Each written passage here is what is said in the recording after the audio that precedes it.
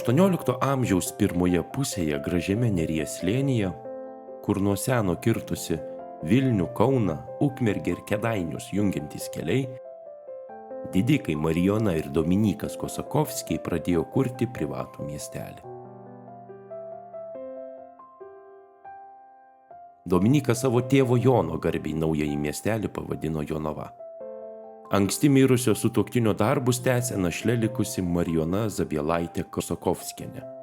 Ji besirūpindama 5 mažais vaikais užbaigė dvaro statybas, pastatė medinę bažnyčią, o 1750 metais rugpjūčio 8 dieną gavo Lenkijos karaliaus ir Lietuvos didžiojo kunigaikščio Augusto III privilegiją įkurti Jonavos miestelį.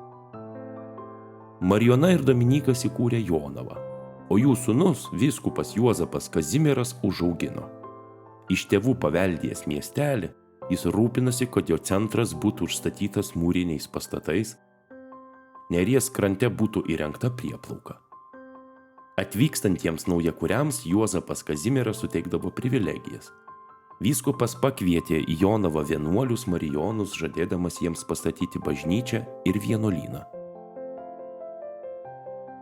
Naująją mūrinę, trinavę ir bebokštę bažnyčią 1793 metais Juozapas Kazimieras Kosakovskis pats ir įšventino, suteikdamas švento apaštalo Jokūbo titulą.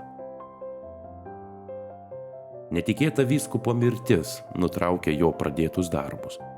Juozapas Kazimieras Kosakovskis atgulė Jonavos bažnyčios rūsiuose esančioje kriptoje šalia kitų savo giminės atstovų. Per pusę amžiaus savo pastangomis ir darbais Kosakovskis sugebėjo ryškiai įrašyti Jonavos vardą Lietuvos žemėlapyje.